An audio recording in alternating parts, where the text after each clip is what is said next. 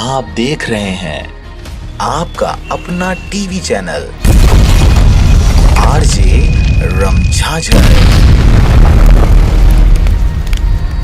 जज्बात के रंग, भरोसा के संग।